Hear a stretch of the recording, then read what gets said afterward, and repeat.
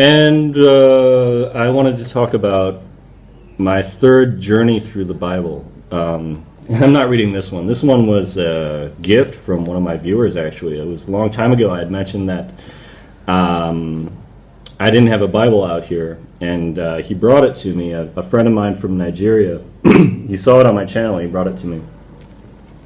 But I've actually been reading the KJV because, why have hamburger when you can have steak, And the great thing about the KJV is that it's written in such a way that even the very long lists in Chronicles or even in the Pentateuch, the first 5 books, I mean, it's difficult language, and if you don't know Hebrew, it's hard to pronounce that. But to hear it, and I've been using dramatized audio for a part of it. That's what got me started. Is I've listened to the Book of Genesis, the whole thing in one setting, and I just got turned on to this. And it was back in April, so it's already been a few months. I thought, I'll get through the whole book in like a month. I was really interested, but I've been pacing myself, mixing audio, and just reading. Using, of all things, the Jehovah's Witness app, which is an excellent app for the King James Bible because it has cross-reference and stuff. And then they've got their own literature, which you can always avoid. But unlike certain Bible apps that I've used, it doesn't send you emails and try to get in your Facebook and everything. I really dislike this. I dislike being the sense that I'm being monitored with my study. It's like if I want to download a Bible study or reading plan or something, I can do that. And yet why do anything but just go directly to the Word? And of course the audio helps. The audio is amazing for the King James Bible because it gets you through those longer parts and it helps you hear everything. And even lists of the 12 tribes of Israel and stuff that goes on into heritage, or like names that just get mentioned once but nothing is said about them. It's good to hear that with the pacing of iambic pentameter. And one thing I always go back to the King James Bible overseas now because it keeps my language strong. And it reminds me of Old English, and I think it's a great foundation. And the way it rhymes stuff. I mean, I just finished the book of Psalms,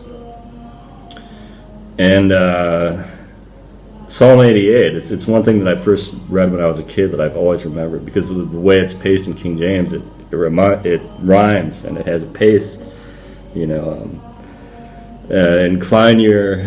my soul is full of troubles, or incline your ear to my cry. My soul is full of troubles, and my life draweth nigh unto the grave.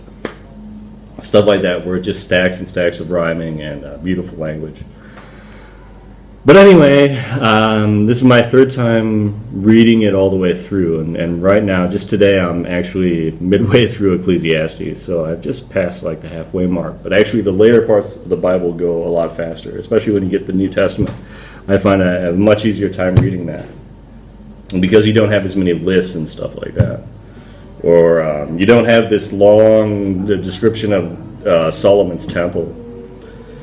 But the first time I read it, I was in college back in Eau Claire, and it took me like 6 months or something, but I had a little paper Bible that someone gave me, and I read every page. It took me a while, but I just remember being so blown away by it, thinking, well, every Christian should. I mean, I defined myself as Christian back then, and as not a universalist Christian either. I think I was very strict in my path on some level, but we'll get into that later.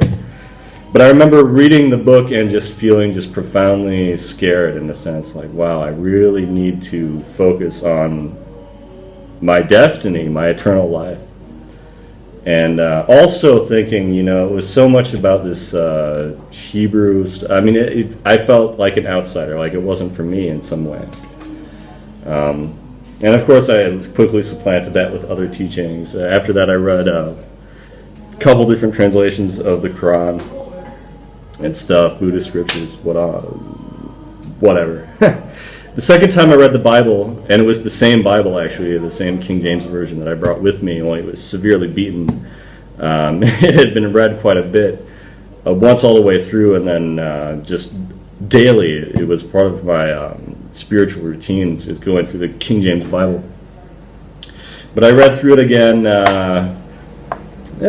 Must have been the summer of 2009, Ichongu, right when I started working at a Baptist seminary and going to a Baptist church. So I was very deeply involved in the church, and I would even go camping with them and stuff. I carried around that Bible, and I just remember reading it. I didn't use audio or anything, just pacing through my Bible, and it only took me like 3 or 4 months, about as much time as it's taking now. But yeah, this was out in Korea, and it was beautiful because it refreshed my language, and I think I reread it. It must have been right after I finished rereading Ulysses, which I still need to get to out here. This is my third time. Again, I picked it up on Friday the 13th in April. I remember it was Friday the 13th. Because I used to work out at Lennon Park, and that was one of the last times I went there. I haven't been back.